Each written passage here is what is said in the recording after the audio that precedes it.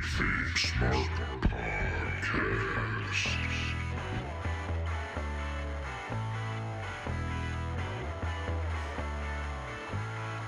Welcome to the KayFabe Smark Podcast with Eric Todd and Brian Rampa, your smart mark source for news and opinions on the world of professional wrestling. Hey, what is going on, world? This is the KayFabe Smark Podcast. I am Brian Rampa, hanging out with me, Eric Todd, but we're going to get to, make sure you guys check out all of our social media platforms. That is Instagram, TikTok, and Facebook. Get on YouTube. We stream this live. You can hop in the chat, hang out with us, and we can do the damn thing. This is episode 84 at the end of the year, December 30th. Let's kick it over to our buddy Eric Todd to see what he has in store for his end-of-year plans. Eric, what's going on with you? Oh, you know, same old. Had a pretty eventful weekend last weekend being Christmas weekend, December 24th, Christmas Eve.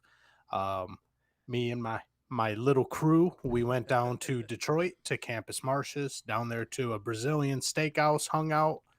Christmas Day, hung out with the family, good times. Stopped and got lunch on Christmas Day, got some Chinese food. So it was a wrap. It was a good weekend. How about yours? All in all, a good time. I didn't have any Chinese food, but did the whole family thing for Christmas. And then you and I went out and gotten ourselves had a little fun. We went to Monday Night Raw on the day after, the Monday after Christmas there. We did. We went to Monday Night Raw, downtown Detroit, Little Caesars Arena. And fun times. The COVID wreaking a little havoc on WWE's roster. I've got a little report of some things that went down on Monday in the news. We'll get to that momentarily. But all in all, it was a pretty good show. They did what they could with what they had, and they produced a hell of a show, I'd say. Yeah, love it, hate it.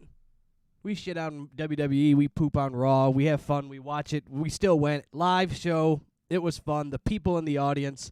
The energy was there. It was a good time. Got myself a little bit of the wrestler's cold, so I got my Disney princess tissues sitting here with me to keep my nose dry during the show.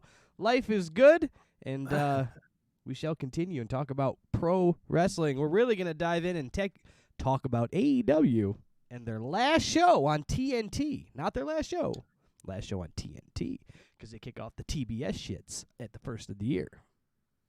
Oh, yeah, and they don't stop reminding us. Make sure you adjust your DVRs. Yeah, I don't think you have to adjust DVRs. You just put in that you want to record Dynamite, and it just records it on any channel it's on. But before we get into that, you already mentioned it, so I know you got some. What's going on in the news? We got a little bit of news coming up, not a heavy news week. It's been a slow month in the wrestling world, but slap that ticker and we'll get into what we got. Wasn't sure if Eric was going to remember to slap the ticker to make the news official, but he did, and here we go. This is the news from Eric's dirt sheets to your earballs. Here we go. All right, first things first, we're starting off with a little mild sauce here. Superstar Billy Graham has signed a new contract with WWE, so that's good to know. They're kicking out Karrion Kross. They're kicking out all the Braun Strowman. Yeah, who needs them? Kicking out people left and right. Bobby Fish, Adam Cole, just letting their contracts expire, but Superstar Billy Graham is locked in, Brian. First off, let's start Billy with Graham. this. The first step of the news was, I didn't know Billy Graham had an old contract. So we can really break it down from there. The fact he has a new one means he had an old one. I didn't know Billy Graham was still alive, be honest with you. There's also that. But Superstar Billy Graham has signed a WWE nostalgia agreement, and he went to his social media and said, "Hello, fans everywhere. This is an official statement by me to inform everyone that I have signed a 5-year nostalgia contract with the WWE. I, of course, cannot discuss the details of my contract. I personally want to thank Vince McMahon for offering this opportunity to me, and I hope that it'll be profitable for the WWE and myself, Superstar Billy Graham." So that's, I need some money. Thank God Vince came through, and he has some sort of use for me. What I think all that means is nostalgia contract to me says They've got a Superstar Billy Graham documentary that they're going to put together, and they had to get him involved with it. So we're going to use you on some old shits and tell some old stories. So we're going to put you on Table for Three. We're going to put you on this, that, and the other thing in a documentary, and there you go. And now you can charge more on the indie circuit for going out and signing an autograph. That's about to the left of a Hall of Fame contract, if you ask me. That's what it sounds like to me. And speaking of former WWE stars getting out there, getting on the grind, making that money, Adam Scherr, who was formerly known as Braun Strowman, is headed to the 2022 Tampa Taco and Margarita Festival at Raymond James Stadium, Brian. Raymond James watch Studios. Out. Clear the room. Braun Strowman's going to be at the Taco and Margarita Festival. That man could probably fuck up some tacos and margaritas.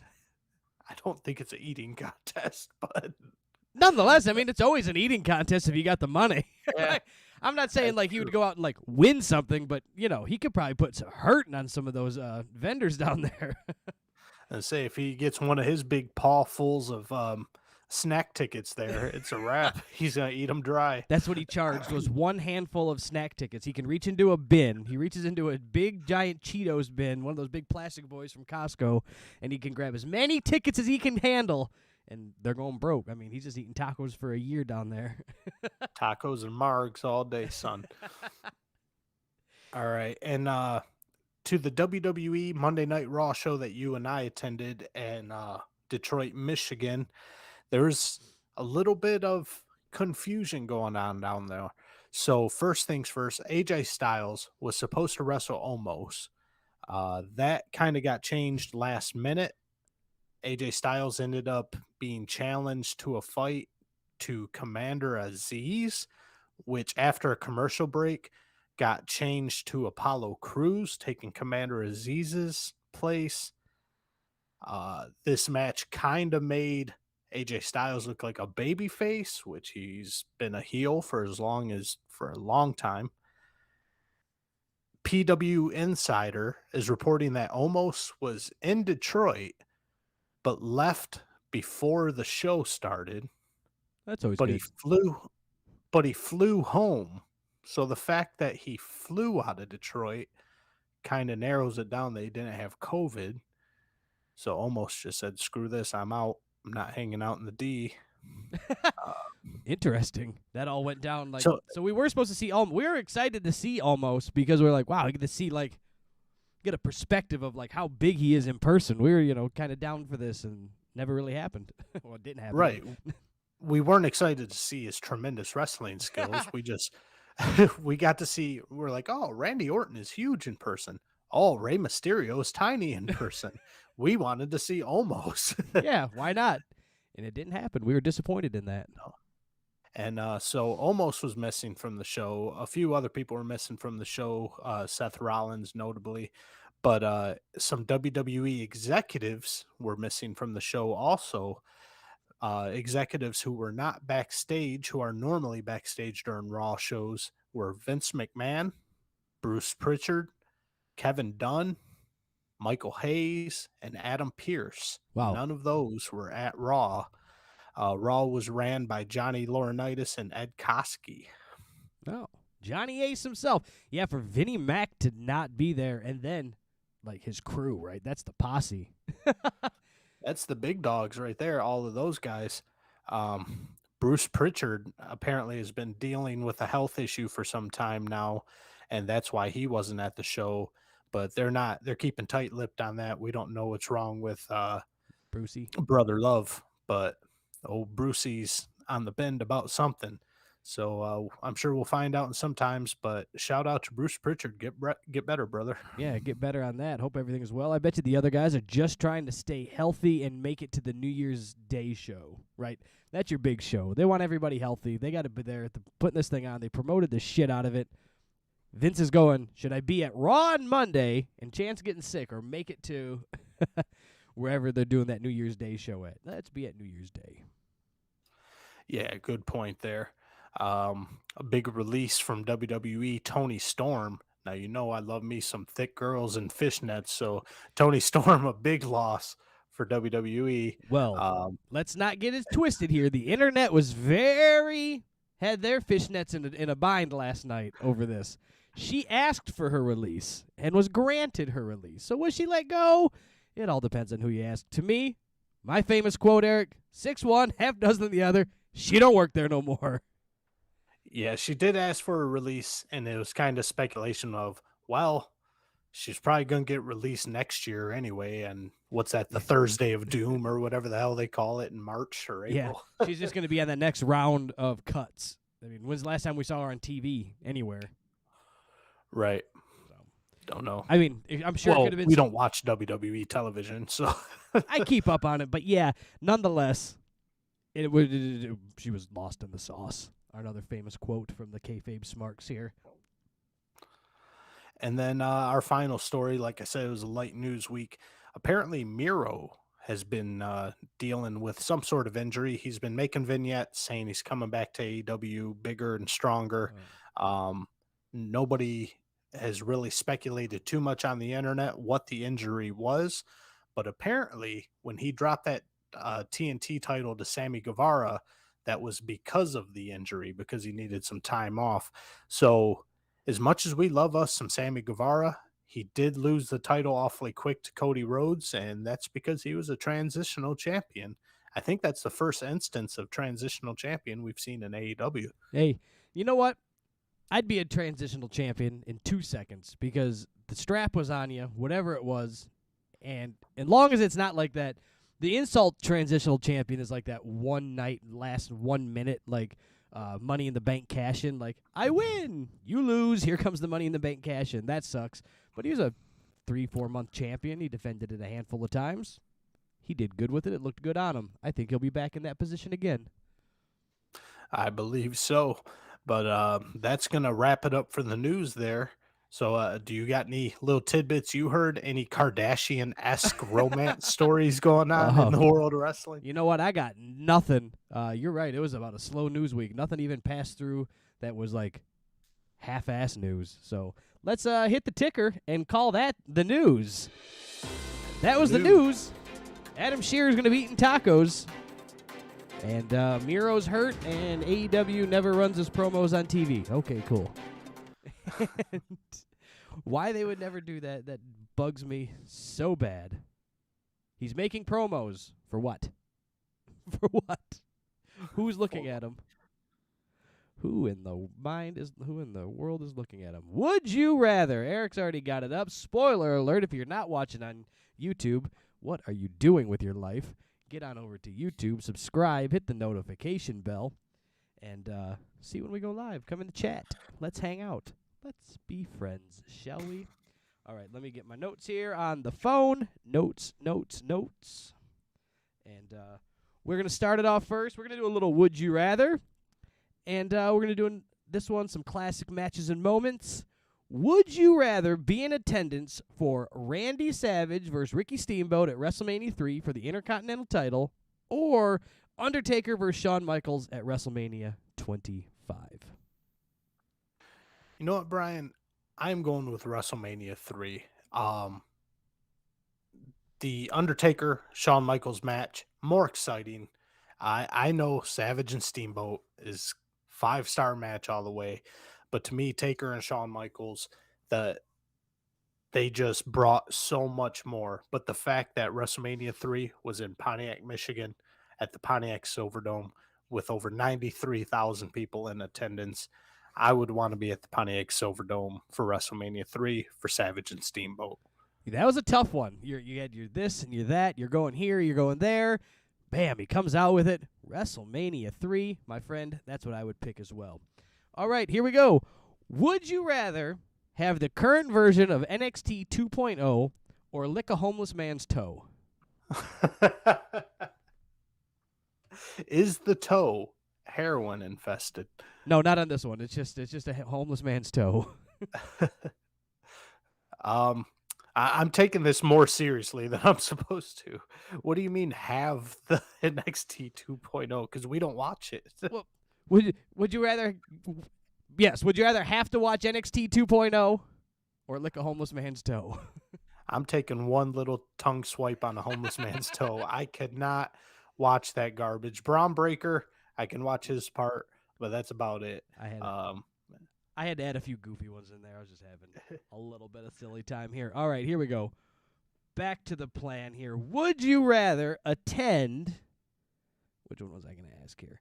Undertaker versus Mankind at Hell in the Cell, where Mankind was tossed off the top of the cage at King of the Ring 98, or Undertaker versus Shawn Michaels in the first Hell in the Cell match, and with a debut of Kane at the end. Now, that was a humongous moment, but I'm going to have to... I would say the more popular answer, personally, would be Taker, Shawn Michaels' first ever Hell in a Cell, debut with Kane. It's just big moments coming at you left and right. But my love for Mick Foley, especially as the original Mankind, and even though it's a smaller pay-per-view, I am going with the 1998 King of the Ring, Mankind getting tossed off. Good God Almighty, he's been broken in half. He's been broken in half is right, and I mean, I saw that one coming too. I know your love for Mankind, Cactus Jack, Mick Foley, all of the likes, and I saw that one coming. Let me see here. Would you rather be in attendance for TLC 1, the Hardys, Dudleys, and Edge and Christian in the Triple Threat at SummerSlam 2000, or the TLC 2 match, Hardys, Dudleys, and Edge and Christian in the Triple Threat TLC match at WrestleMania 17? Now, all 6 guys in the same match, in a TLC match, but which one would you rather sit there and watch? You know what? I'm going to go with number 2, Brian. WrestleMania 17. Amazing show overall. And you got these 3 amazing tag teams with the TLC to be even more polished with what they do. They're already masters of their craft, but to already have one under their belts and to be able to improve on it, this was a sequel that worked. And so I'm going with TLC 2. There you go. And that, my friends, is our little Would You Rather segment. I don't have a soundbite to bring us in or bring us out of Would You Rather. So God bless and Godspeed. Let's move on and talk about AEW and their final show on TNT. And that would be AEW Dynamite New Year's Smash. New Year's Smash, Christmas Eve Bash. They're all over the place. They got to name everything, don't they? Wrestling trash. I mean, you get it all rhyme scheming up. The thing that bothers me about the names is they don't come back to anything. It's been over 2 years, right? And we haven't had New Year's Eve or New Year's Bash 1, 2, 3. Like, just the final show of the year would be your New Year's Bash show, and just start to name it. So if they start to repeat the names, but they had the Beach Blast, Bash at the Beach, whatever it was, they never went back to that. They 86 that idea. It just consistency. But let's talk about this, and we start the show off, Eric, with our favorite thing, 10 men in the ring. Oh, well, first off, I think we got to jump back a step. I put my foot in my mouth. We got to go back and talk about somebody joining back on the commentary team. Yes, none other than Jim Ross coming out to the Oklahoma music. Jim Ross is cancer-free and back in the commentary booth. So that was a breath of fresh air. I liked having Taz in there every now and again, but as goofy as Jim Ross is and the audible flubs that he makes here and there, Jim Ross needs to be in that booth. Well, I mean, you're either getting, which one do you want? You want flubs and stumbles from Taz or flubs and stumbles from JR? Because you're getting them from one or the other. Yeah, so good thing JR is back. Later on in the show, CM Punk gives a nice little shout out to JR, but we will get to that later on. But we're starting out with, I know it's my favorite type of match, Brian. It has to be yours too. None other than a 10-man tag. The only thing better is a 12-man tag. But we're starting out with Jungle Boy, Dushasaurus, Christian Cage, and the Lucha Brothers taking on FTR, Matt Hardy, and Private Party. So FTR just whoring themselves out all over the place. They'll wrestle with any heel faction that'll pay them. I guess they're just taking their time and they want to be on TV, right? And you can argue with it. you can try to fight the system. You know, they came in like, we're going to bring this back, and it's just, you can fight the system or you can join the system. And unfortunately, I think they've joined them. They're not going to change the tag team division. It is what it is. Yeah, they're like, what gets us on TV? Wrestling with Private Party and Matt Hardy in a 10-man tag. Ah, fuck it. Let's go. That's it. You got to go, okay, I'll go. Because they'll send somebody else, so you might as well take the spot. They did some things right in this match. They did some long-term, I think, possible long-term things, but we'll break it down, and let's run through it. What do we got for us? We will break it down, and this was like 2 tag team wrestling matches just kind of smashed together in some sort of Frankenstein peanut butter jelly sandwich going on. Because we start things off, and we've got Cash Wheeler of FTR. We've got Christian Cage out there, and they're doing classic holds, wrestling moves, mat wrestling. They're starting things out in a traditional manner, and it looks like the crowd is into it. They're not completely hating on it because we're not getting somersaults and backflips right away. So they definitely started out right. Yeah, they started out right with Christian in the match. They kept him in. Christian being a big foundation of what would be the tag team. The crowd at one point, I might be jumping ahead just a touch, but we'll go. The crowd gets a little restless, and I just instantly recall them. The Luchasaurus chant, because Christian was in there for a long time, and he was getting a little wore down, getting a little tired, and you start to get that Luchasaurus chant, which just cracks me up. That he's just so over. I don't see it. He's so awkward, and they just love him. And I do have a comment coming up about Luchasaurus, so we will get to that momentarily. But just touching on a couple things that it's almost like Christian and Cash Wheeler were in there kind of giving examples of how things should be done, such as Christian Cage has Cash Wheeler in the corner, and they're going to do the 10-punch spot where Christian climbs up to the second rope. Cash Wheeler is actually covering his face in this spot, Brian. We see every other AEW wrestler just holding the ropes casually or flailing around aimlessly like one of them inflatable tube men. Cash Wheeler's actually covering his face. And then Christian Cage tags Jungle Boy in. We get a quick double hip toss from Christian and Jungle Boy, and Christian instantly gets the hell out of the ring.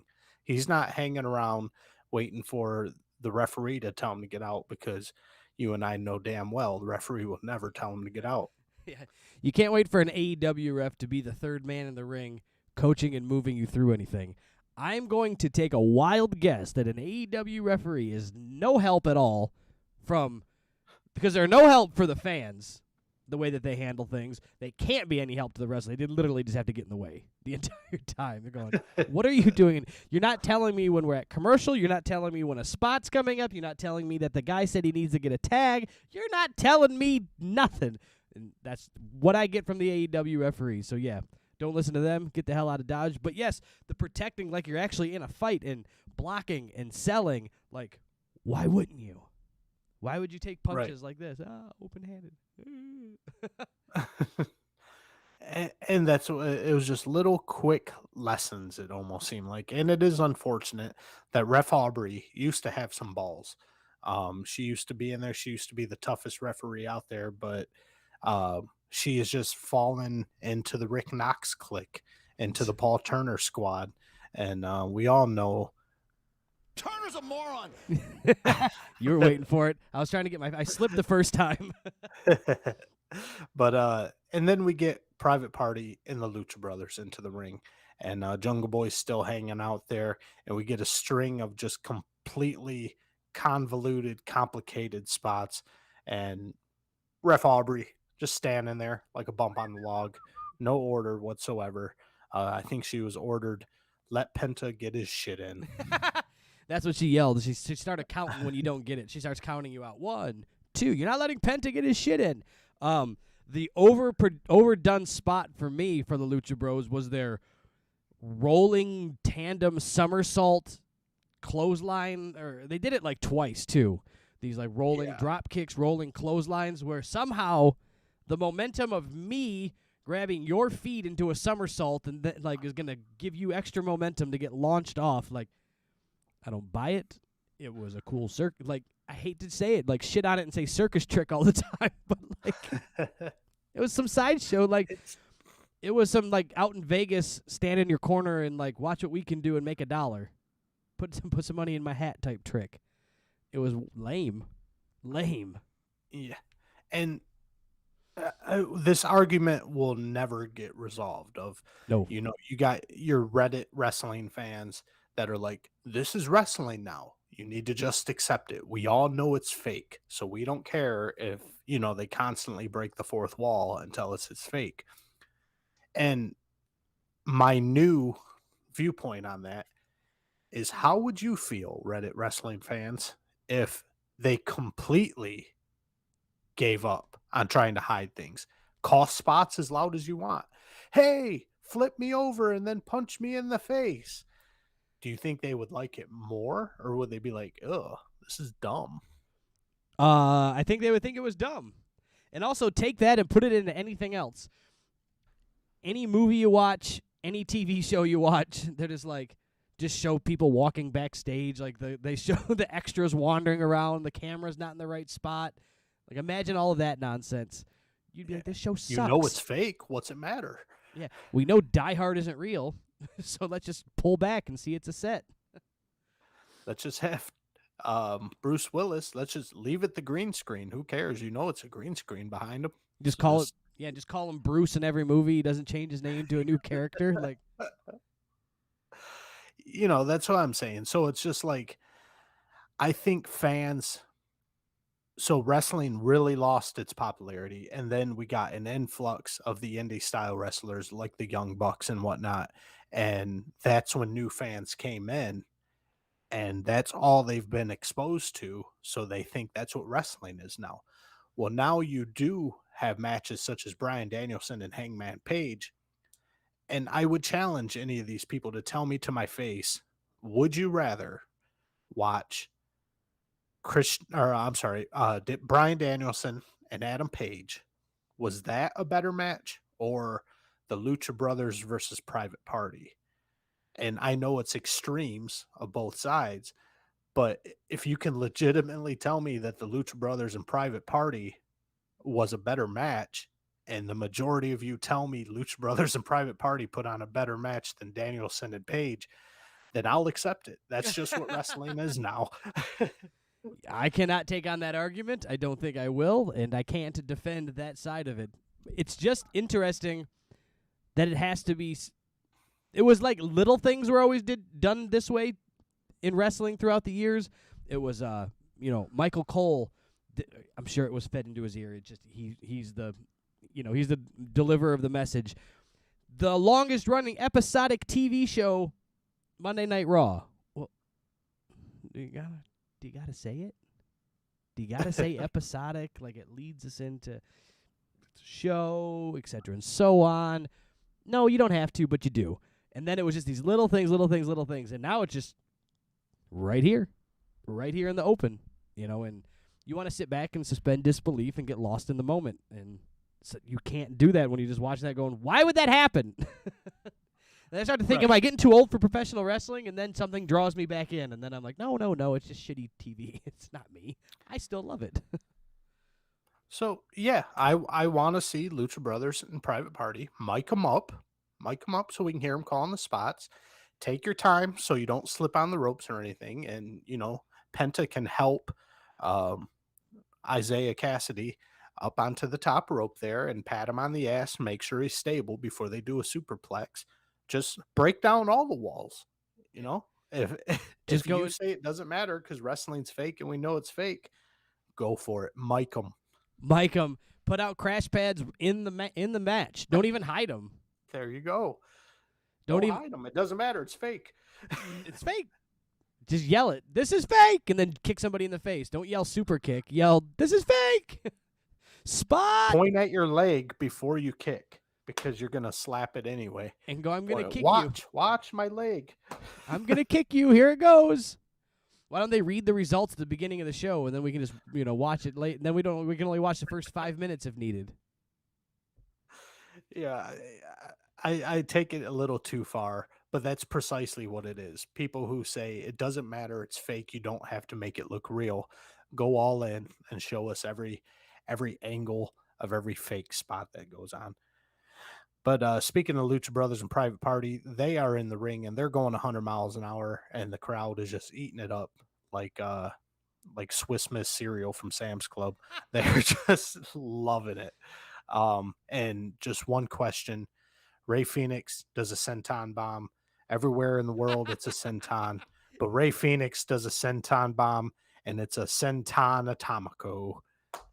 Kiss my ass. I was going to bring it up. Kiss it. I was going to bring it up. Oh, but you brought it up. I want to know the difference between a senton bomb and a senton atomico. The difference is Excalibur. That's the difference. He's a turd. I don't even have anything to say. That was just classic. You beat me to it. And then the crowd finally gets what they want, Brian. The crowd gets Dino Douche, and he gets tagged in, and he is he took his awkward pills today. He is incredibly slow, incredibly awkward, and he's just beating everyone up, and the crowd is just wetting themselves in excitement. They are just having a blast, and that brings up my next question, Brian. Do these mouth breathers know that he's not a real dinosaur? No, they don't.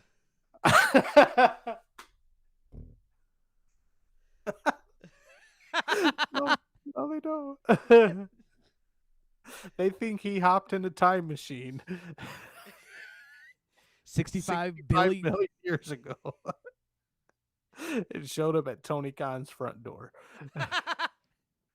No, they believe it. The rubber mask and all. Even when they cut the rubber horns off a year ago or whatever it was, they were like, "Oh wow, they shouldn't kill a dinosaur like that. That's illegal." They're the same idiots that were commenting on that picture of Steven Spielberg from like 10 years ago on the set of Jurassic Park. How dare you kill a Triceratops? Nope, they think he's real.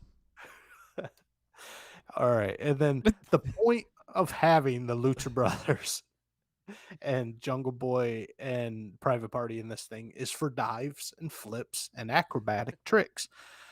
The cameraman, whoever's in the truck tonight, was snoozing. They took their, what are them pills you take to go to sleep? An Ambien. Melatonin or whatever. Melatonin. They were popping them melatonin pills tonight because 2 big dives happened back to back. Cameraman misses both of them. Ray Phoenix, we call him Phoenix now because of excrement, and Jungle Boy hit 2 dives. Cameraman misses both of them. At least he semi-caught Jungle Boy. Like, caught the tail end of it. The last quarter of it, like him coming over. And Ray Phoenix, they just caught from, he was on TV because it was a wide shot at the moment. And you just go, what the hell was that? You just literally watch him dive across the screen. You go, huh? And you go, wow, they missed that. And all it made me think of is one or two things, really. What you stated, that the cameraman and production were not in sync. The production team was not in the cameraman's ear. The cameraman wasn't listening. Production, whatever, was off. One, we can give it to that because that's what we blame WWE stuff on because we know the game is tight. So production had to have been off, right? Right. What I also think, my theory on this is, nobody knows where the hard camera's at. Nobody knows where they're at. And the second thing, and the second part of that is, nobody went over a match. So nobody said to production, hey, I'm going to do this diving corkscrew twist thing, plancha, into the crowd area. After I throw so-and-so out, FTR out, heads up. That's when I'm getting my shit in, right? I'll look at the camera, I'll pat the forearm or pat the bicep or something like I'm getting ready to do something, and then get the camera on me. But they just throw them out. Cameraman's looking over here. Production's over here. Nobody knows where the hard camera's at. Ray Phoenix is jumping backwards in the opposite direction of a camera because they run with that independent mindset. There's no hard camera. There's no camera. There's no nothing. We get a taste of people trying to figure out where stuff's at when CM Punk comes out later. He's come out and he was getting his bearings about him. He even asked, hey, I've never been here before. I don't know where shit's at. The independent wrestlers are going, what do you mean where shit's at? You're in a There's ring. cameras here? Yeah, and that's back to the Ray Phoenix point. They're performing and getting stuck in performing for a few thousand people and not for a few 100,000 people on TV. And I know the Right. people in attendance make the excitement, right? And then you can feed off of this, but you're putting on a show, and the person in the front row on their couch didn't get to see that. Yeah, drop the ball big time. And I think it's everybody's fault. I even blame Ray. I blame production, cameraman, everybody involved. I blame Excalibur. Good point. I wonder if AEW is having the same deal that they had with TNT before. So the reason WCW sucked a lot so much, from what I understand, is from shoot interviews on YouTube, is that they didn't have a camera crew in the sense that WWE has a camera crew. WWE has a camera crew, and you hear about it. People say wrestlers leave and come back, and they're like, the same guy's like shooting the show still. He's been here for 20 years. TNT with WCW would use the guys who shot the Braves game, the guy who shot Atlanta basketball, the guy who shot for TBS. They would just rotate their TV guys around, so they didn't know pro wrestling. And they were in the show, they were out of the show. So I don't know if they got stuck in that deal, but also at that time, the owner was the owner of the TV station. So I'm not sure what it is, but they're having some similar issues that WCW had on TNT and TBS. Right. And we're getting a little off topic here, or I definitely Yeah, because this am match here. is boring me, so let's talk about something. But when CM Punk made his debut on Rampage, they AEW made a little short video about the guy in the production truck. And that guy was a former WWE production guy, and this guy had his shit tight. It was like, boom, camera 1, zoom in on this. Camera 2, go down, zoom up, show his legs, move up, da-da-da-da. Camera 3, come in, back to camera 1, back to show the audience. Da-da-da. This guy was on his shit. And why Tony Khan didn't pull a wad out of his pocket to retain this guy and keep him in the truck full time every show is beyond me. Because a good production leader, whoever's in charge of the production squad, makes that show. 100%. But since we have to get back to reality and talk about what we're here to talk about, let's bitch about this match some more and bring this son of a bitch home. Thank God we are getting close to the end here. Cerro De Niro is about to finish off Dax Harwood when Christian slaps his back, tags himself in. We got a little conflict going on between Penta and Christian. Penta gets knocked out of the ring. FTR hits the big rig, and it's a wrap. FTR finally gets a win. Yes. A clean win in the middle of the ring. Now what I did like about this is they planted a little bit of seed earlier in the match where Penta blind tags himself in on Christian's back, and Christian gets a little irritated, and then he gets out. And then at the end, right, we come back to now Christian blind tagging himself in against Penta. They're kind of going back and forth at each other. Boom, 1, 2, 3, you get the whole 9. But it just splits it up a little bit more for Christian to... It gives him an idea to go somewhere else that they can feud with Penta and Ray Phoenix. Now, I don't know who Christian's going to work with in said situation, but at least they have an idea to do something different, right? There was a little seed planted. FTR can say they got the win over Christian. Christian is mad at the Lucha Bros. Lucha Bros, Christian. At least you mixed up a little bit. So they planted some seeds for something to possibly grow from this. If they run with it, God only knows. But at least there was something at the end. Right. Hopefully something a little different comes out. I am getting a little stale on the Lucha Express or Dinosaur Express, whatever the fuck they're called. A little stale? And Christian Cage.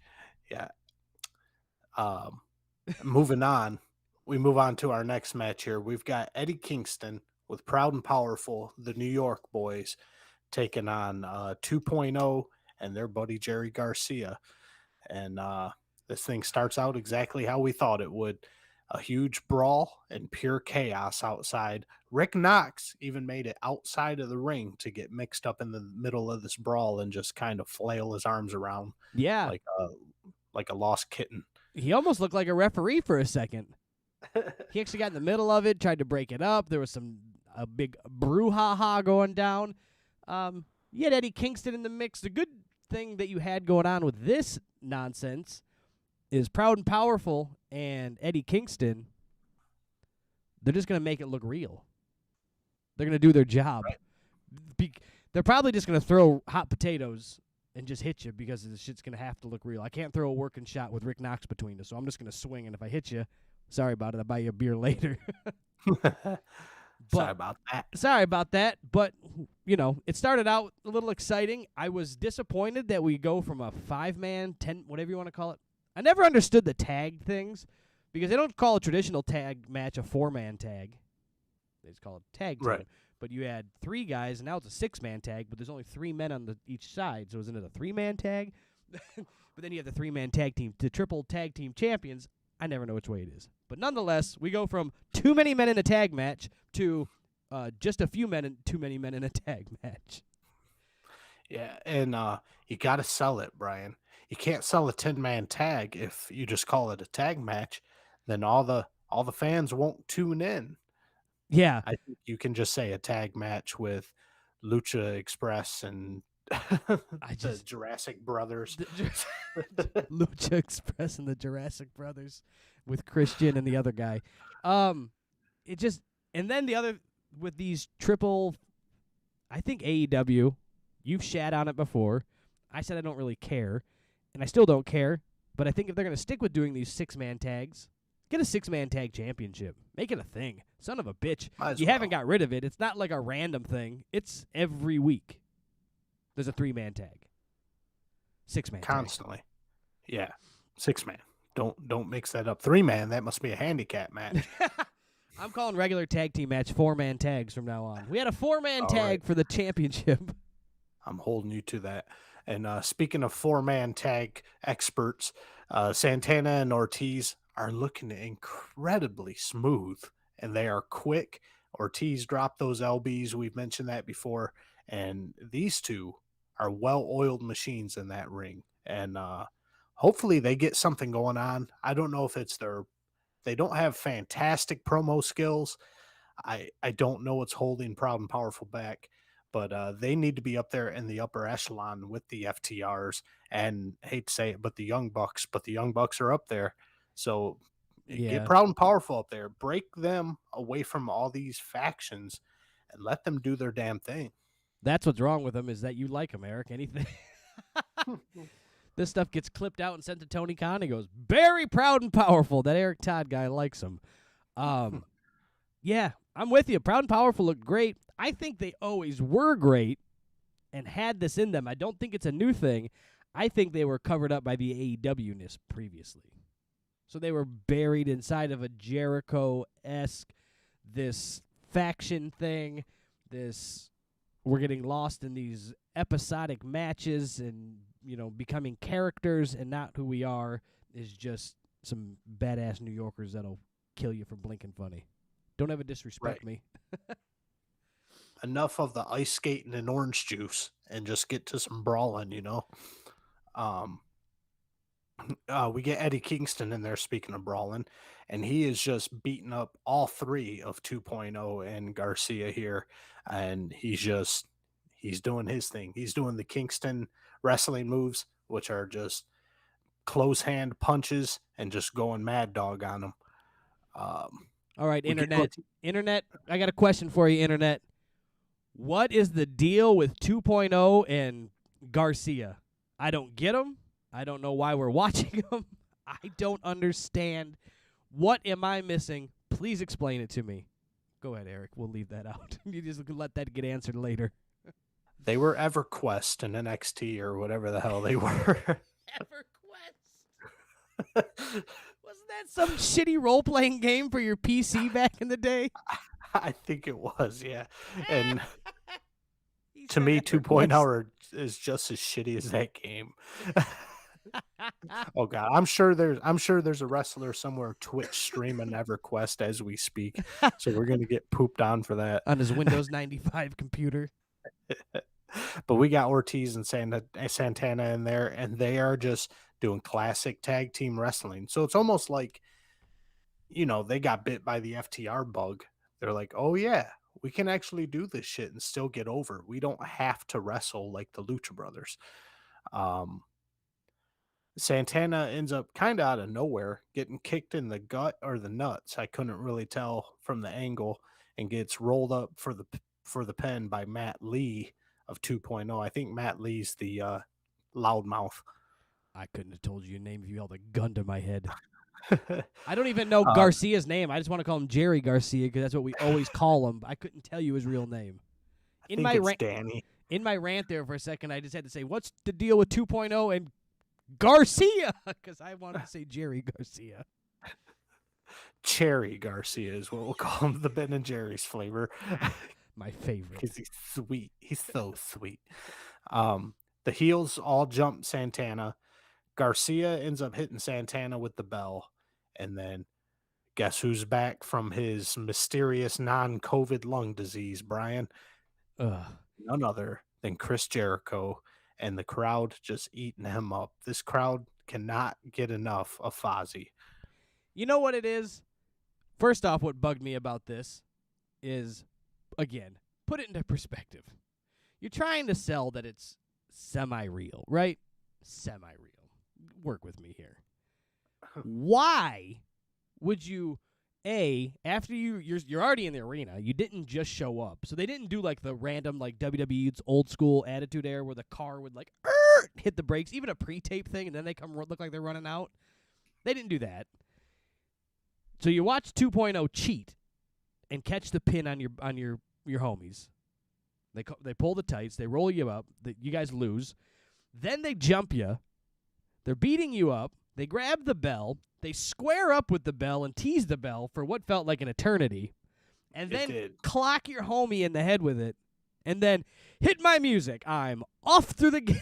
Like, as fast as the music hit and he was running, he was standing at what's called gorilla position in WWE and said, hit the music, and comes out running. Like, why? Like, Eric, I'm going to stand there and watch somebody punch you in the head. Then I'll help you out. I did like how they wrapped it up with Eddie Kingston getting a little pissed, though. But nonetheless, it was just shitty. Let's give Jericho the benefit of the doubt. Maybe the sound guy, maybe he had his CD case was a little unorganized, and Jericho's like, my guy is getting beat up. He's about to take a bell to the dome, but I can't come out without my music. What's the crowd gonna sing? Over and over again. And then they get out there, and as you said, the crowd's going nuts. But what I think the crowd is going nuts for is they just want to sing along. They just want to be a part of the show. They could play the music and not show up. We can get into it later, but CM Punk's got to be careful. He's dancing on the line himself. But Jericho comes out. Everybody wants to sing along, be part of the show. He's swinging the bat around. He never attacks anybody with it. He never touches a person with it, but swings around like a whirling dervish and looks like a real asshole. Yeah, and glad to see Eddie Kingston calling him out for being an asshole. We get a little heated exchange between Eddie Kingston and Jericho here, and Skinny Ortiz playing Peacemaker coming between the two. Do we get an exchange? Because as AEW forgets, they have microphones and neglected to hand one to anybody in the mix. They said, oh, you're going to argue on TV in front of 6,000 people at Daly's place? They don't need to hear it. How about the several 100,000 people listening on TV? Bah, humbug. They don't need to hear it. You know who needs to hear this? Me and Eddie Kingston. Chris Jericho and Eddie Kingston. Those are the only two people that need to hear this argument. Then they had to overact and sell the facial expressions. You had to get Ortiz. Oh, my friends, stay friends. It's like, it just sucked. Why didn't you get a microphone? Eddie, he got it to cut the music. Cut the music. And then he should have been like, give me a microphone. Why didn't you get a microphone? He should have been handed a microphone immediately. Right. If Eddie Kingston's talking, he needs to be mic'd. That's That's what sells the show. I don't know if they're going for it. We don't know what they are saying, so who knows what's going to become of this. For all we know, they're saying, what's open in Jacksonville past 10 o'clock? Because I'm hungry. I need a pastrami and cheese. Yeah, like that sucked that they did that. They should have done the old school WWE way. They could have went to commercial quickly. I don't know what these guys are doing, but we gotta go. What's going on backstage? We gotta go to commercial and just cut to it. But they just let it all work itself out and everybody wander away, and it goes on from there. Andrew Shad pops in the chat, says AEW should just release a karaoke machine full of the wrestlers' theme songs, and their fans would just lose their minds. Absolutely. Sell it like it's Kids Bop. It just... You get a little AEW microphone with like the mic flag on it, and it's got all the songs in it, and you can just sing. I can't think of Jericho's song. I had a brain fart. Jericho. Something like a Judas winter. in my mind. Yeah, there you go. But anyways, that'd be great. I'm gonna make one. I'm gonna make $1 million. Going from people talking and not saying anything to someone who talks and actually says something. We're going back for a MJF pre-tape with Wardlow just sitting on the couch, overacting his ass off to try as hard as he can to look like a sad bump on the log. Yeah, this, MJF can deliver it 100%. Said it 1,000,000 times. Say it every week. He can talk. I like the angle that he's taken where he's done with CM Punk. Very interesting. They can work an angle with this. They can continue to grow it. Maybe they don't fight for... This will help them keep them apart. So they figured it out. I believe I asked this question in the weeks previous. How do they keep us interested in these two fighting at the pay-per-view in probably March? Right? I'm taking a guess. So this is how they keep you interested. CM Punk, I'm done with you. CM Punk has a promo later. He states some things as well. So this is how they keep you interested. Very interesting. I like it. They can work with this. They can grow with it. I also kind of liked the chairman. I forget his name. I'm having a brain fart. Sean Spears. With the Burberry print on the chair. I thought that just was like, to have your own chair, you might as well, you're going to be the chairman, and they got the matched MJF scarf, the whole Burberry print thing they got going on there. I thought it was funny. It fits the vibe. I liked it. Wardlow, God bless him. They're just going to make him into a huge baby face. Yeah, eventually. Who knows? Wardlow and MJF have had tension between them for 2 years now. So when they're going to pull the trigger, who knows? But I'm sure we'll be tired of it by the time they pull the trigger. But also, I liked MJF referencing the fact that Sting tossed him out of the ring and right onto his dome piece there. Yeah. Saying Sting's a little reckless out there and shouldn't be in the ring. That was good. And then he also keeps teasing the upcoming 2024, am I going to WWE? My contract is up type gimmick that he's working the angles with now. That's always... I love it. You can grow with that, too. As time ticks down, you don't mention it for a while, you bring it back, you spike it up, you release some stuff on the internet, create a buzz. Yeah, and it gives MJF ammo for his arsenal, which we find out later. Basically, anyone, it doesn't have to be CM Punk, anyone can call out MJF for not wanting to be there because he keeps teasing leaving. So it's fuel for the fire, no matter who's stoking it. We get more tension between MJF and Wardlow because MJF is hyping up Wardlow to win this title shot I'm sure it's some sort of tournament going on. And according to Wardlow's contract, which we have a lawyer read, Wardlow has to give up his title shot to MJF if MJF requests it. Yeah.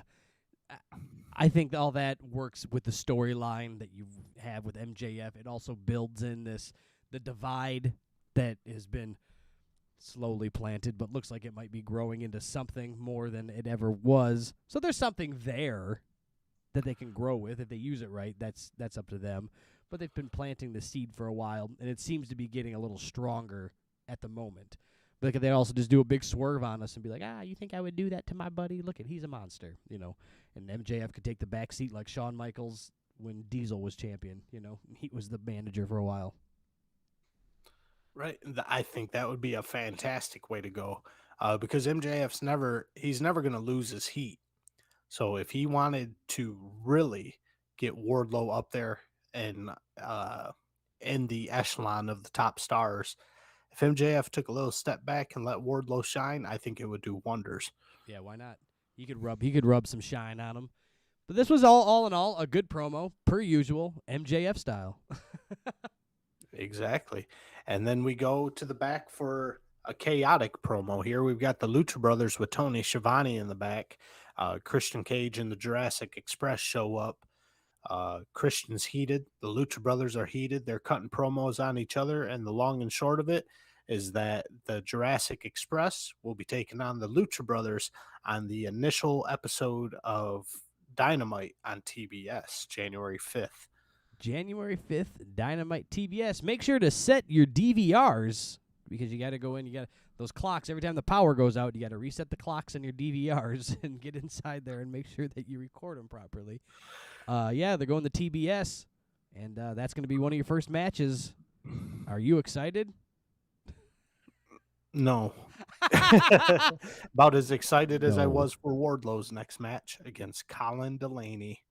Yes. Poor Colin Delaney. He looks like he's 43 years old and he's enhancement talent in AEW. Poor guy. Go back to working at Bob's Big Boy. This makes me think of the old school Goldberg build that they did in like 97, 98, whatever it was. Just jobbers. He's undefeated. Goldberg 67-0. It's like, yeah, he fought, Lenny Lane 92 times. Of course he's undefeated. Like, they're doing the similar thing. They're getting him a big run. He's coming off. He gets to show off.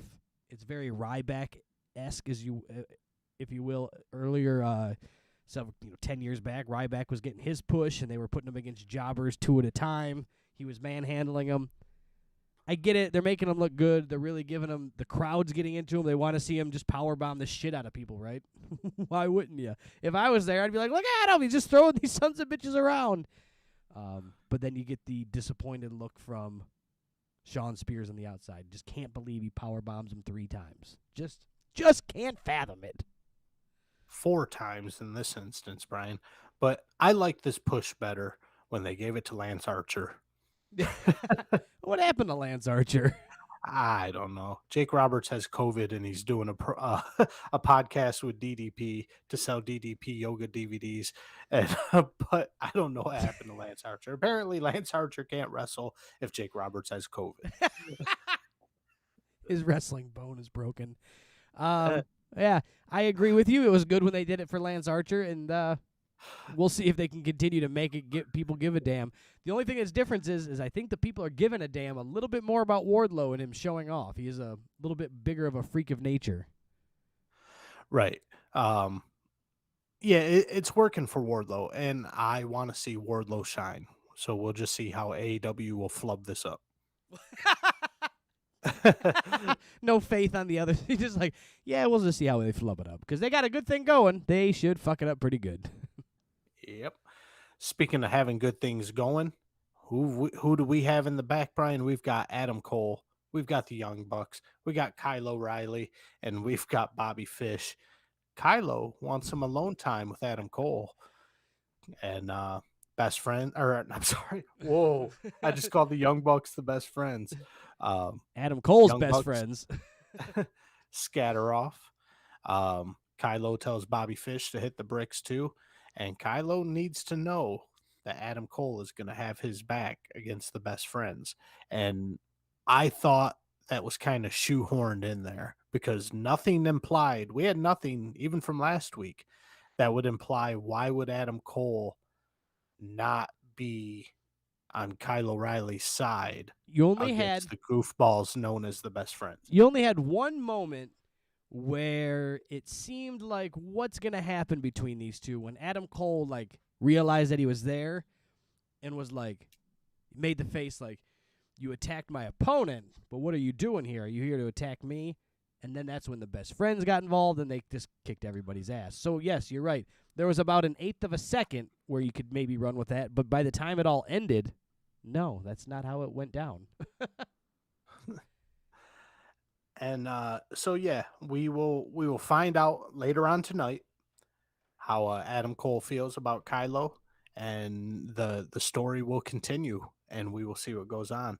But we go into an in-ring promo here, Brian, that actually made me laugh out loud. And that doesn't happen in AEW. They try goofy comedy spots constantly. And I probably laughed at a part that I shouldn't laugh at. But we'll get right into this Dan Lambert promo. Oh, God. This was douche chilling. Now, I had to watch this pre or post Wednesday. I had to catch up, just the way life happens. And so I saw a clip of this pass by my TikTok feed earlier today, and I avoided it after it played or started to play. I just was, I got to watch this later. This was the drizzling shits. But let's go ahead and break it down. All right, so Dan Lambert is in the ring. He is ripping apart. Excuse me, I have to sneeze. All right, I'm back. Dan Lambert cutting a promo on Arn Anderson, Cody Rhodes, and Brandy Rhodes, going off on Cody Rhodes, saying that he is a shit sandwich being shoved down our throat. The tattoo would make Mike Tyson cringe, yada, yada, yada. And all this is just Dan Lambert, same old, same old. Sure, nothing really bad so far. Just Dan Lambert shit. Calling Brandy Rhodes a stripper because her name's Brandy, whatever. Brandy Rhodes comes out and basically calls Dan Lambert here a shitty version of Paul Heyman. Lambert replies with, "I prefer Jim Cornette." And yeah, you're spot on there, Danny. You are a shitty version of Jim Cornette. Yeah, where she got Paul Heyman from, I'll never know. Well, people always draw comparisons between Cornette and Heyman, but Dan Lambert is clearly a parody of Jim Cornette, not Paul Heyman by any means. Yeah, 100%. Like, they're just literally taking what now they got me saying it, what Cornette says and repurposing it into Dan Lambert promos. They're just like rewriting. They're like, listen to my podcast and then just go ahead and say it on the show. It's funny. Sure, why not? But it's not Paul Heyman. Where she got that, I'll never understand. But we'll continue because it was her vibe and the head shaky. Like, she came out like it was fucking Ricky Lake in 1992. She was out there like, oh, who told you this was open mic night? Ba ba ba ba ba ba ba. I don't know what she said after that, but it was that same rhythm. Yatta da da da da ba ba ba ba ba ba. Shut up, shut up. Like, it was miserable. It was the talk where the girls clap while they talk. Who told you this was open mic night? Hercules. And you pay for women to beat your ass, and I'll do it for free. And then she starts taking out the earrings, and it was like, the thing that sucks about it is that's not her any other time. No. It's never been her any other time. So why is that now? Like, she either pours 2 gallons of kerosene onto a table and lights it on fire, or she thinks she's, Wwe Vicky. Well, this was the part, Brian, that got a huge chuckle out of me. It rattled my windows. Dan Lambert mentions how he's got a black belt. Brandy says, "Oh, you've got a black belt? Well, I'm a black bitch." And I died. I went to hell, shook hands with the devil, and was instantly resuscitated and put back on earth because I lost my breath because I was laughing so hard.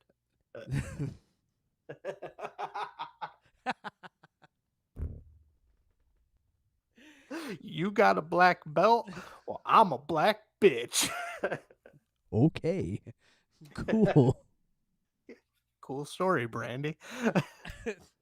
And Dustin put on his pleather suit and painted half of his face to come out and stand between Brandy Rhodes and Dan Lambert and then get beat up by Scorpio Sky and Ethan Page. And that's all I have to say about that.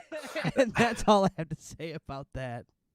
What made me laugh too is that he took a hot one from to the back of the head by Ethan Page, right? Okay, Right. cool. He's been wrestling for like 40 years. He can't take a hit. One forearm hit to the back of the head. Like, was he the Intercontinental Champion in WWE for so long if only if his weak spot was a forearm to the back of the head? Like, it's, again, with the, like, he should have been able to get up and he didn't have to sell that like he did. That was pretty bad. Didn't he wrestle Roddy Piper in a backlot brawl and get ran over with a Cadillac Yeah, or like, some shit? They're running over people with cars and beating each other with dummies and everything else under the sun. And he lived through the Attitude Era in WWE, but one forearm to the back of the shoulder blades, it's a wrap. He's down. He might as well be a referee. I mean, if he's as frail as that, he might as well be a referee. That's his next transition. Get a striped pleather suit, and you can be the next referee in AEW. We're moving on from that, Brian. We get a nice little montage of the Adam Page Bryan Danielson match. We get in the same montage they kind of mash it into a promo for the upcoming rematch that will have 3 judges, and they're just trying to hype this thing up, but there's no need to hype it up. That's why people are watching. That's why people will be tuning into TBS, is because this is the rematch they want to see, because these guys actually know how to put on a wrestling match. Sure, or at least one of them does and the other one listened. I'm not sure. But nonetheless, It worked, and we'll do it again, and it'll be just fine. Moving on, we get some more, use this term loosely, wrestling about to happen. We've got Thunder Rosa taking on Jade Cargill, and this is the never-ending semifinals, I guess. The never-ending TBS Women's Championship match. It's the semifinals, because now this puts your winner of this match goes against Ruby Soho at next week, I think. Are they doing that January 5th? I think so. For the TBS title. And, man, we're starting out pretty sloppy. Thunder Rosa, a cannonball off the apron onto Mark Sterling, and she was very ginger with it, very careful. And God bless. Don't hurt yourself, Thunder Rosa, for a stupid spot with Mark Sterling. Yeah. But if you can't make it look good, just don't do it. There's also that. Rosa is obviously leading this dance, and she leads Jade Cargill into some pretty decent looking power moves here. We do get to see a nice looking backbreaker from Jade Cargill here.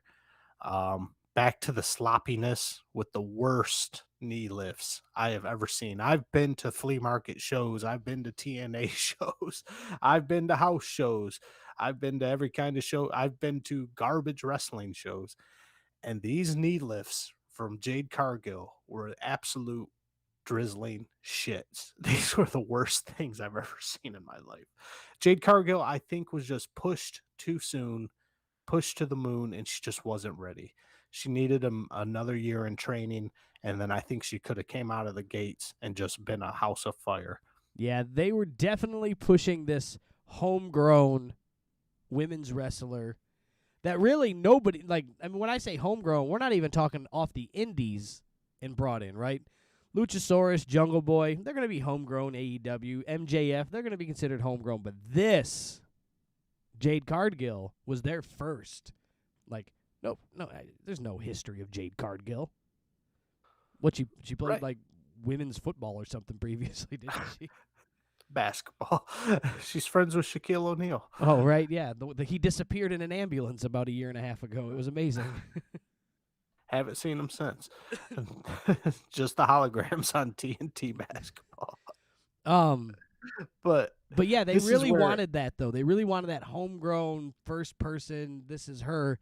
And they just rushed it, and it shows. It shows.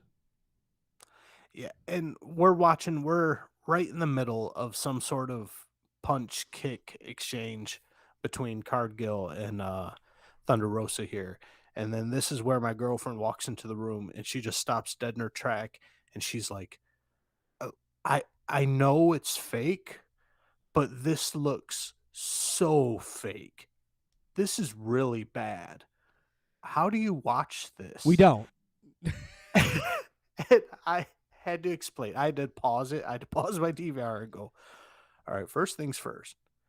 These are girls. I know I'm going to catch shit on that. I go, one of them, the one in blue, knows what she's doing. I go, the one with the platinum blonde hair is green as a pepper tree. She has no idea what the hell she's doing. She's doing her best. That's why it looks so fake. I go, second thing, this company is only 2 years old. They're still wet behind the ears. They're trying to figure out what they're doing. They're trying to teach their people how to do. Not every match looks this bad. You just picked the wrong match to walk into. And with that being said, imagine flipping the channels. Right. Her walking into the room and seeing that, I guarantee there was thousands of people who just were like, well, let's see what's on TNT. And they popped into the middle of the Thunder Rosa Jade Cargill match and goes, wow, this looks really fake. Yeah, I know this is, but wow, this stinks. And I would have to agree that was it was bad. I didn't care about this match. For one, I'm about 3,000% done with this goddamn tournament. That, for one, I thought was supposed to end 3 months ago at the last pay-per-view. I remember arguing with you that there was still another match. They got to figure out this women's eliminator tournament match. And you're going, they can't. Where are they going to put it? We don't have time. And I'm going, well, that's just the way it is, Eric. It's going to happen. No, we are now moving into, it'll be finalized in 2022. This thing damn near went all of 2021. I think I hit the nail on the head where they started it too early and then said, oh, shit, maybe we should have the TBS title match on TBS. Yeah, that's about it. They just jumped the gun. They accidentally announced it and had to roll with it. They couldn't just sweep it under the rug. But this thing stinks. And then, I mean, we just got to get to the point where Jade Cargill wins, right? Because it's her colors. Right. I was going through this thing with a fine tooth comb because you and I catch shit for picking on the female wrestlers here. But so I was trying to find some good in this pile of dog shit. And but yeah, I mean, Jade Cargill's kind of selling because Thunder Rosa's working her left leg a lot. Thunder Rosa's probably telling her, sell, you dumbass. Like, I've hit your leg 58 times. Sell. I put you in 38 figure fours. Sell. Or Thunder Rosa's just throwing potatoes and really locking in figure fours and going, fuck, I'll break your knee. Like, make it look real. I'll make it look real. I'll make it real.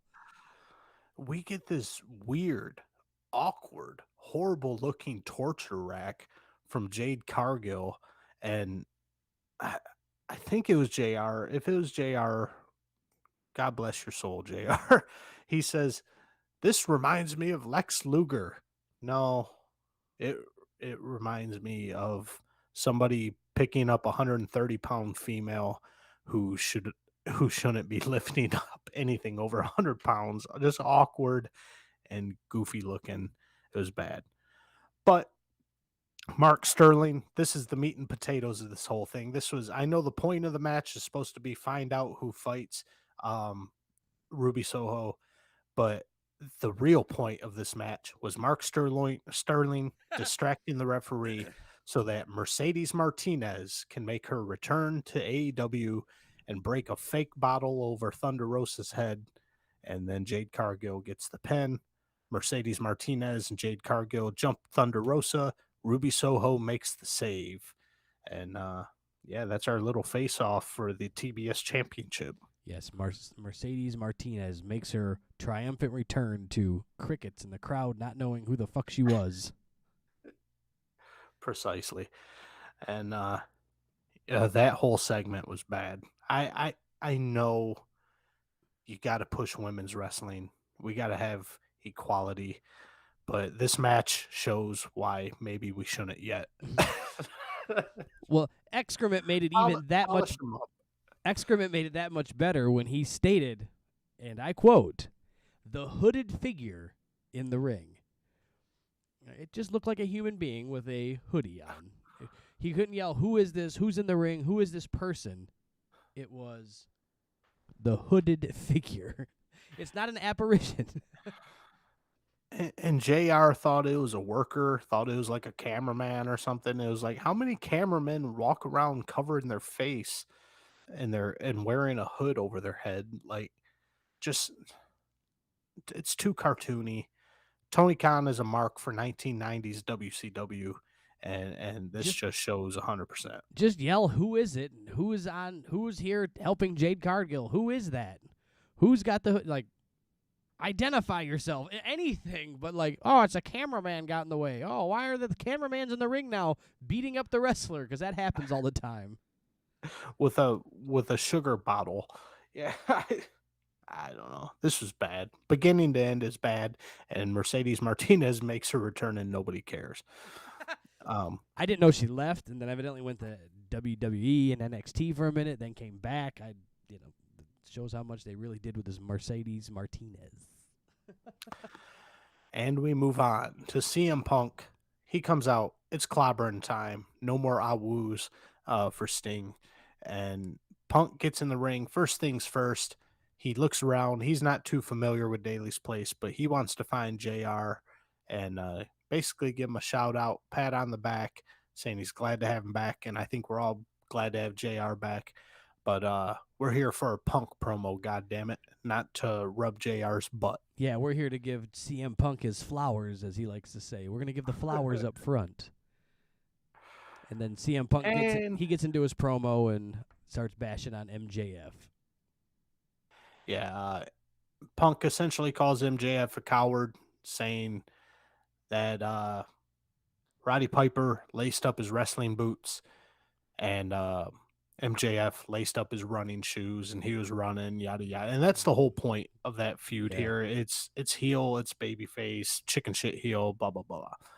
CM Punk is not hurt that MJF is done with him because CM Punk has bigger and better things to move on to. MJF wants to go after the title. CM Punk now makes it official that he wants to go after the title. Holy shit! I thought he was just there to wrestle undercard wrestlers and have goofy matches. Yeah, have tea parties and talk about his fun times and make promos and talk on the microphone. About time you get your ass involved in what could be a title reign, even if it's just a TNT championship, for the love of shit. But we continue. Yeah, CM Punk has a little fun, says that MJF is a bigger waste of con money than Tim Tebow, and gets a little smirk in there from the Florida crowd because Tebow's their boy. And this part right here, Brian, to me, I got, maybe because I want it so bad, I know there's an atomic heel already in Bryan Danielson, but I feel like it was Punk tickling the twine a little bit on a little bit of a heel test, dipping his toes in the water by saying, in the ring, on the mic, even in the commentary booth, nobody can touch me. So he's coming with that cockiness where Punk a few months ago was humble. I don't know if I would be able to beat Hook, and I don't know if I'd be able to beat Hook. And now he's, nobody can touch him in any aspect of wrestling. So he's getting the cockiness back. Who knows what it's going to turn into? Yes, the reason that we all love CM Punk, the cockiness. Babyface, heel, good guy, your uncle selling ice cream. Who cares? You want him to be the best in the world. The best in the world is a bad guy. The best in the world is a good guy. The best in the world, that's what draws me into him. I think that's what draws a lot of people into him. The confidence that an underdog punk rock tattooed kid shouldn't have. Hey, I can do that too. Yeah, so out with the humble Punk. Hopefully we're back in with the cocky Punk, and we move on to Ricky Starks, Hobbs, Powerhouse Hobbs, cutting a promo on Dante Martin, and nobody cares. They had a thing that happened like a month ago, and then they're going to talk about it still. Cool.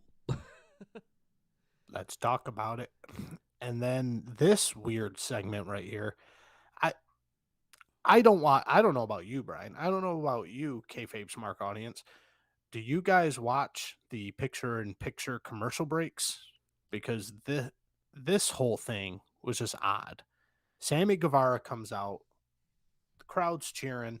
We're all about Sammy Guevara, and we think Sammy Guevara is going to come out and cut some sort of promo, but instead they go right to a picture-in-picture break, and Sammy Guevara just holds up signs saying stuff, and I didn't bother reading them. I just fast-forwarded. It said that it stated everybody that he fought, the 4 title defenses that he had, or he had 5, but he said the 4 matches that he defended properly. I forget the guy's exactly who it was. And then he stated until he met Cody Rhodes, 1 crossroads later, I'm not the champion, da-da-da-da-da. I'm going to fight Cody Rhodes. I'm going to beat Cody. Goals for 2021 or 2022, beat Cody Rhodes. So that was the aspect of it. They did it a few times in the beginning of the AEW TNT kickoff where he would hold it up, but he had usually the way that they do it is he would start a promo, he would start a promo, then they would go to commercial, or they would be, or the Inner Circle would start a promo, go to commercial before the match. So they're going to have a match, they cut a promo, he would hold up the signs, and then they'd come back, right? It was something funny, it was a little interesting, but this was just like Sammy Guevara. His music hits, the crowd pops, he comes out, holds up signs, they come back, and he's gone. Gone. Cool. Didn't say anything, didn't get to have a match, didn't get to have a jobber match. I thought they left a lot of people off of this show that could have probably done something with it, but, it is what it is. But that was a little strange the way they set it up. They had done it before, but this time it was ham-handedly forced down your throat. Yeah, precisely. And I didn't like it. And I didn't like it. So if we're going to see Sammy, let's see Sammy. Don't make them beg to cut a promo and say you can cut your promo during the commercial break, because that's almost the vibe that I got. It was like, sorry, Sammy, you can have the commercial break if you want. Yeah. But why would we give Sammy Guevara, who just lost his championship on Saturday night? Now, mind you, the replays from Rampage would tell you last Friday because they didn't update their graphics because, bah humbug. Who cares about that?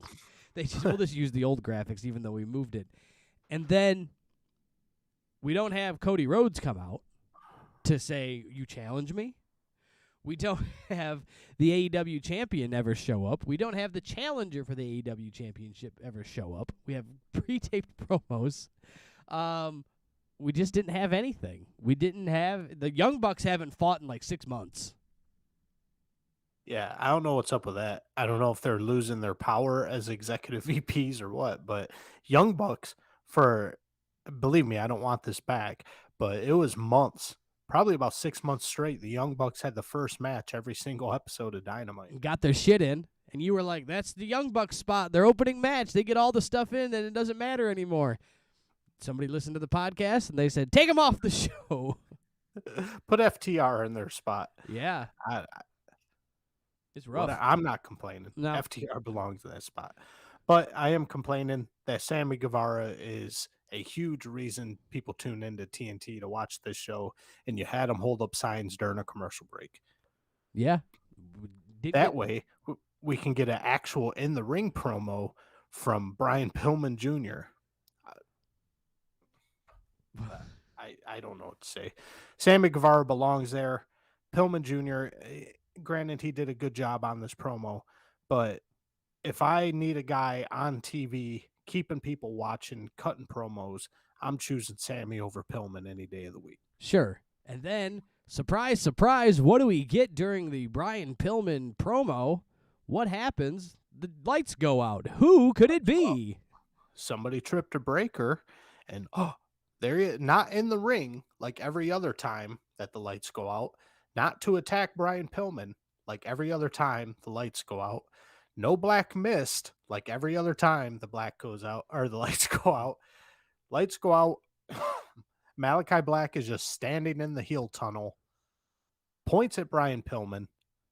Lights go out again. I thought he was going to be in the Lights go ring. back on. I thought he was too, 100%.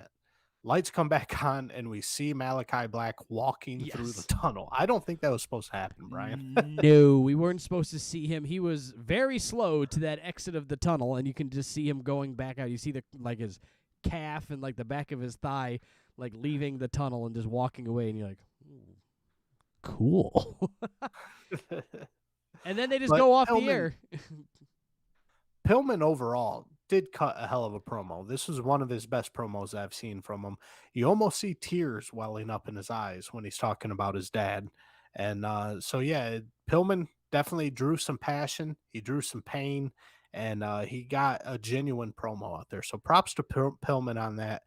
But no props to the production crew for turning the lights on too fast or for Malachi Black for walking too slow, whatever it may be. Yeah, why wasn't, and then Tony Khan signs anything like into a match immediately. The taco vendor is taking on the Coke salesman. Like, it's just, Tony Khan signed it into existence. He comes out and points at him. Clearly he wants a match. When, where, and why, we'll never know. He just spits at people and points at them. He doesn't speak. And is he supposed to fight him at the next? Is he going to fight him on Rampage? Is he going to fight him next week on Dynamite? Is he going to fight him on the AEW Dark? Is it going to be on Being the Elite and nobody will ever see it again? Nobody knows. Who knows? But we come back. I think we come back from break, and we've got a pre-tape of the Acclaimed talking crap about Sting and Darby Allin. Then we get a pre-tape of Sting and Darby Allin. And the long and short of that one is we get to see Darby Allin take on Anthony Bowens on Rampage. And why? Who cares? These questions will never be answered, Brian. I want to know how they had two pre-tapes and they knew what the answer on the pre-tapes. Yeah.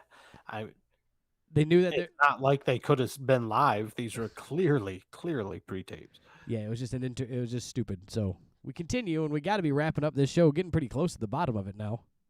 Oh, yeah, we are getting into the main event right here. We have best friends. That would be Schmuck Taylor, Trent Beretta, who got his last name back.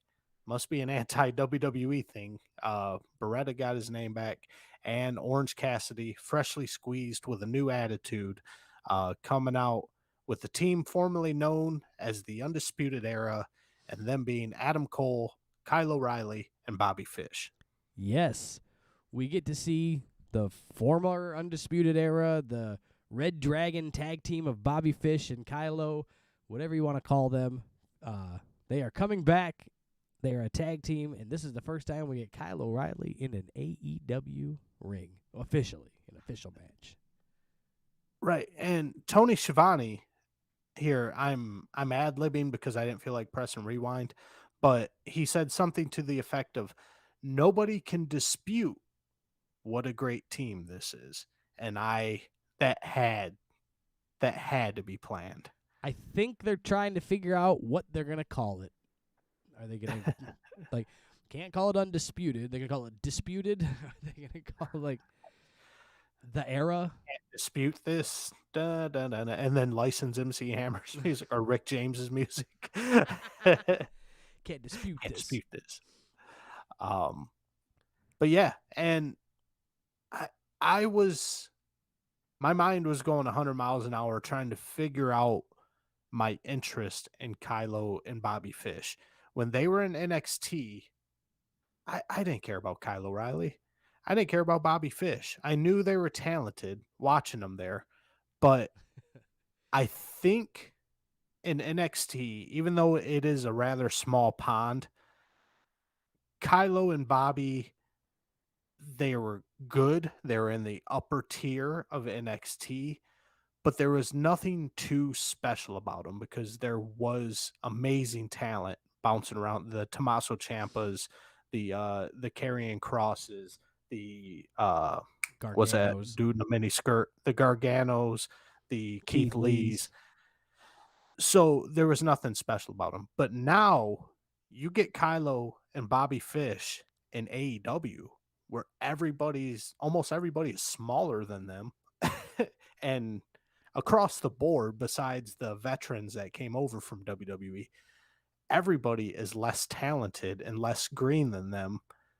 I think that's what make Kylo and Bobby Fish, way more interesting in an AEW ring. Yeah, they stand out. Andrew Shad pops in the chat again and says he called them the irrefutable era. I go with it. Go with it 100%. Thank you, Scandy Andy. Hopefully Tony Khan is watching the show tonight. Yeah, they look like $1 million, but again, they've been through the system. So Adam Cole comes in, Bobby Fish, Kyle O'Reilly, they've been through the system. They've been to the big show, right? They've seen how production's put together, when to tag, where you're looking, what's going on, how to wrestle, when to sell, when not to sell, what to say. They look like it. They look like they've been there before. In an AEW ring, they look like complete champions. Yeah. You could put the belts on Fish and Kylo tomorrow, and I'd be like, yep, they belong there. Kylo. I'll never live. Kylo. We start this thing off with Kyle O'Reilly and Trent Beretta in the ring. And Beretta, I feel bad for Trent. He comes back from a fused neck surgery thing or whatever, and he's still saddled down with Schmuck Taylor and Orange Cassidy. And Beretta is leaps and bounds a better performer than them two. And this showed it right here when he's in the ring with Kylo, and they've got their exchange of moves going on and their holds, and they know when to just stop moving out of nowhere and let the crowd react. Kylo and Beretta put on a wrestling match. I'd love to see them two just go one-on-one. Yeah. I never hated Trent Beretta. Trent, whatever you want to call him, the Beretta. He's just saddled down with a goofy squad. Yeah, and I always thought he was decent. Orange Cassidy, he's Orange Cassidy at this point. You can't change it. He's not going to be anything different than Orange Cassidy. I did like how JR said when he was doing his pocket spots, and he got Kyle O'Reilly or Bobby Fish, like mollywopped him one, and he's like, well, you take your hands out of your, you stop protecting yourself and you put them in your pockets. What do you think? You're not going to get hit? And I did like how he kind of buried the spot. Yeah, and I think that more and more of that's going to come out with JR with his little, for lack of a better term, brushes with death that he keeps coming across with. He's eventually just going to get tired of faking the funk and trying to sell every goofy spot the AEW is trying to put on. But Bobby Fish gets in the ring with Orange Cassidy, and all Orange Cassidy wants to do is fake kick and put his hands in his pockets. So that's his goal when he's with Bobby Fish. I'm not even shitting on Cassidy here. That was clear that he just wanted to get in the right spot and do what he had to do so that he could fake kick Bobby Fish and put his hands in his pockets. And I love how the artists formerly known as Undisputed Era are not playing along with this, because as Cassidy puts his hands into his sweatpants pockets, into his jeggings, Adam Cole illegally gets into the ring and clotheslines the shit out of Orange Cassidy. And just says, nope, and I love it. Not today. All three best friends get into the ring to beat up Adam Cole. Bryce Remsburg just doesn't care. He's not doing anything. He's just standing there. These guys are just completely taking their time in the ring with Adam Cole. Orange Cassidy even slovenly walking to the corner to give Adam Cole an Irish whip. And during this entire exchange, this 20 or so seconds where the best friends are just in there triple teaming Adam Cole, even though it didn't make sense for them to just stand on the ring apron, I kind of like that Kylo and Bobby Fish played by the rules. They stood on the ring apron. They didn't come in and make this thing just a big chaos clusterfuck. Yeah, well, they probably are used to getting reamed out by Triple H and Steve Regal. Why would you do that? That doesn't make sense. You get beaten in WWE when you go in the ring and blind tags and nothing matters, Right. That they're used to working in a polished system. So even though in a fight, they should have gotten in the ring and said, all three of you are beating up our homeboy. They stuck to their guns. They stayed on the ring apron. Trent Beretta, again, working well with both Kylo and Bobby Fish at this point. Orange Cassidy gets in the ring, and he popped his Adderall. He's going wild on everybody, hits a dive on Bobby Fish, and a stun dog millionaire on Adam Cole. Bobby Fish and Kylo hit Cassidy with, I don't know what the move was called, but it was some sort of awesome tag team power move. Cassidy kicks out at 2. We've got Adam Cole and Schmuck Taylor on the ramp, and this is all what Flabby Schmuck Taylor is all about. Just doing spots that don't require a lot of effort, but will still get this crowd to pop. He counters a Panama Sunrise into a backdrop with Adam Cole taking the bump on the ramp, and then Schmuck Taylor, I don't know, I was looking down or if the cameraman missed it again, but Schmuck Taylor dives onto Fish and Kylo. Did I just miss that, or did the cameraman miss that too? I'll be honest with you. I think we all just missed it. Yeah, it was just like all of a sudden, Schmuck Taylor's flying off the ramp. Yeah, it just kind of happened. Like I'm with you. It just kind of happened, and it was like, did I miss something? When was this coming at me here? These guys, the undisputed era. Irrefutable era. Irrefutable era. The best friends. The best friends work well together because I think they literally are. They all just hang out, and that's why they're a clique. Like, I think they kind of can work as a tag team that way for what they're worth. The Irrefutable era makes them look like dog shit, though, because these guys know how to work and not just be friends and know how to work, but they know how to work the system and work the match. And, you say it a million times, tell a story. Get people emotionally involved. The ups and downs, the highs and lows, the ins and outs, and bring it all together full circle for whatever that's worth at the end. So that's what really changes the difference between them. Like, you look at them and go, I'd probably look like bullshit wrestling the best friends, right? I haven't been trained to get in the ring. I'd look like an asshole on TV.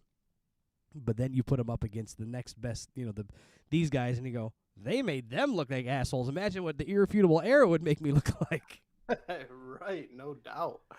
And that's kind of where we're at, and you're getting that exposure on that pure homegrown AEW talent. The originals, the OGs, and as you bring in people from the other side, you're going to expose the soft spots in your, the chinks in your armor, and you're going to go, there you go, this is how you die.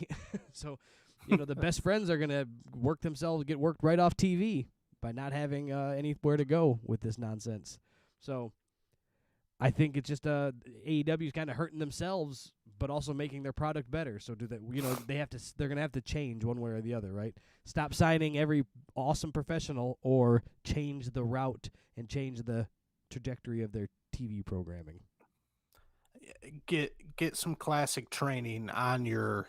Like I said, Trent Beretta, he's pretty solid. He belonged in the ring with Kylo, Bobby, and Adam Cole. And then Cassidy, he's okay when he wants to be, but his number one goal is comedy.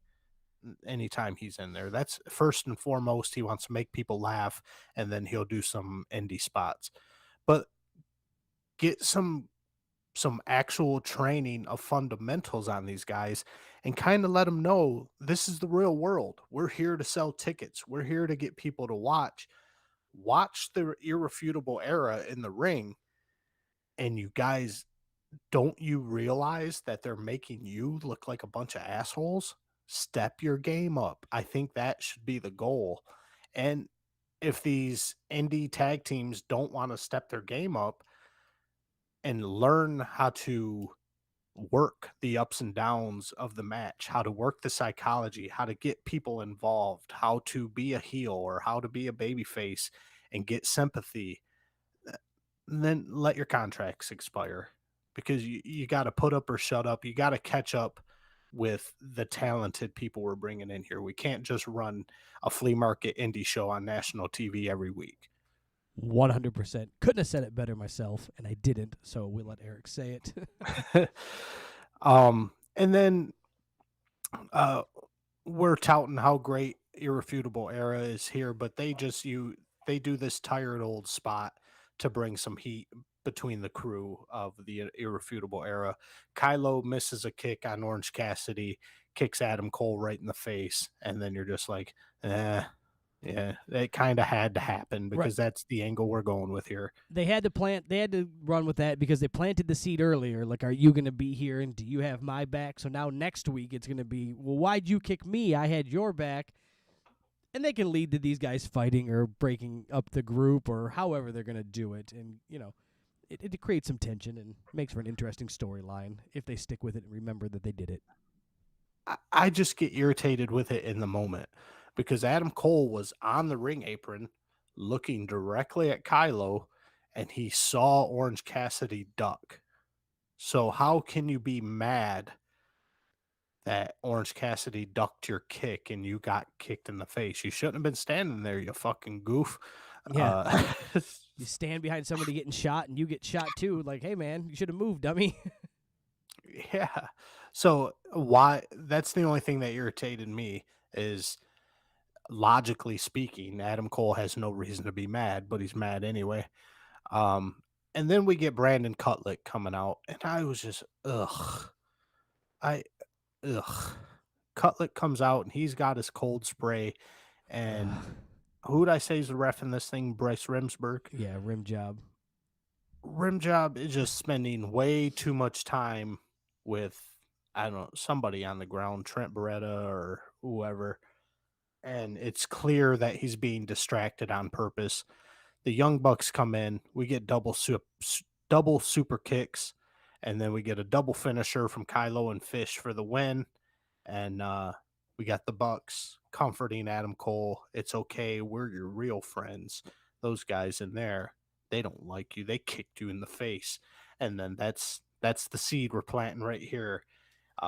Irrefutable Era, or the, what is it, Super Elite? Yeah, super click. Super Click, yes.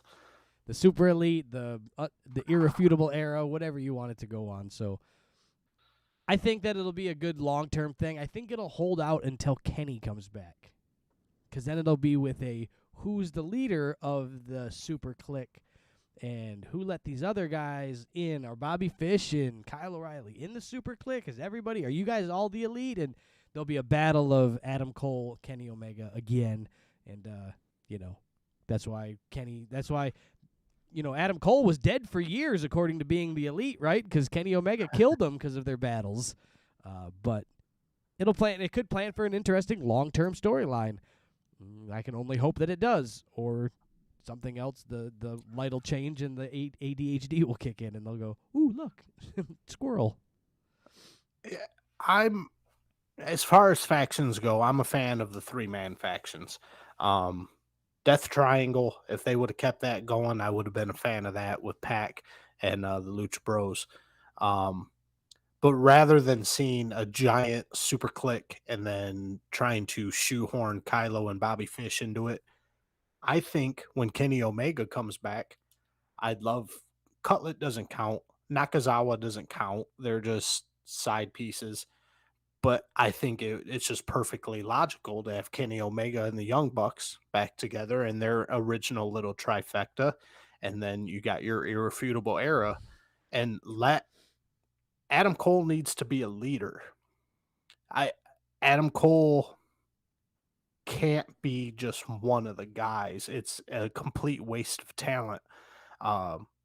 Let him lead the Irrefutable Era. Let Kenny Omega lead the clique here, and let them be 2 separate factions. Let them bump heads every once in a while. Let them work together once in a while. It's the way AEW works. Sure, let them be on the same path but telling a different story, and they can intertwine those paths in that story, and I think it could all work out for the best as well. But all in all, for their go home show, for their going home to TBS show, for their leaving their channel, I thought they left us high and dry. Yeah, they went a little soft. I think they're trying too hard to be all-inclusive wrestling. AIW. What's It's the not so much elite, it's just inclusive. Let's get everybody involved. what's the match that's happening next week? Darby Allin and Anthony Bowens. Hangman and Bryan Danielson rematch is next week. Yes, that is next week. But what did they give you from this show is more what I was really trying to get you from, like that you were like, oh my God, they went off the air like that? Like, yeah, it's stuff we can't even remember. It's Cargill and Ruby Soho finally type things. I thought this thing ended 3 times already. Then I thought they forgot about it and just canceled it. And we all knew how it was going to end up. My conspiracy theory's coming true, Brian. They used Jade Cargill's color scheme on the belt. And we're working right down to the final hours of it. Right. The only thing that could stop it is just how big of a star Ruby Soho is. But I think she's been kind of flat lately. I don't think she's leading the women's division like Tony Khan had helped. No, I think they're sticking with the original conspiracy. Go ahead and slap that on Jade Cargill, on your homegrown hero here. Right. I think that she's lost, unfortunately, Ruby has lost the debut shine, right? She came out, life was all roses, but it was easy to walk out as a surprise and be everybody in love with you. What can you do after that is the question. And I don't think much has been done with it. Not her fault. To her fault, really. I'm not blaming her. I'm just blaming what they did with her. She's just a cog in the wheel, right? Just a cog in the system. Just shows up, does the job, and hasn't been used properly. So, who knows? But yeah, you get that. Do you think they'll open up the Hangman and Bryan Danielson match? Do you think that'll open up the show again?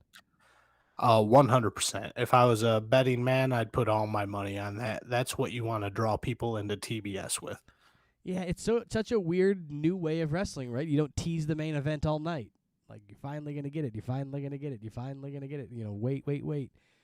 Promo, this backstage segment, Adam Page finally shows up, whatever it is. And, but no, they just give it to you right out the gate. So, it's different. Like you said, wrestling's different. Life has changed. But that was our show. Next week, we've got really 2 things to talk about. I mean, we're going to have to talk about the first TBS Dynamite, right? They're coming on. But you've also got this Saturday, day 1, the little special pay-per-view from WWE on January 1st. Day 1 pay-per-view, if you will. I don't even know if it's, again, pay-per-view, special event, whatever you want to call it, live stream. So we'll have to at least cover that slightly. Yeah, we'll see what goes on with that. We'll see who's able to show up. Who knows with these quarantine periods. With Omicron, it's shorter period than the other variants. So who knows how this thing's going to pop off. Who knows if Vince and Bruce Prichard are going to be there. Johnny Ace might just produce the whole thing. If the whole thing's a stink fest, we'll skip that and we'll just go over we'll just run down the results real quick. But you guys make sure you hop on over to all our social media platforms, Instagram, TikTok, Facebook. Join us on YouTube. We do this live on Thursdays.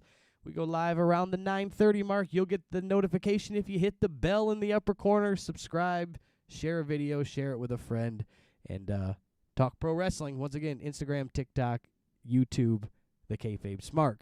Eric, what do you have for us?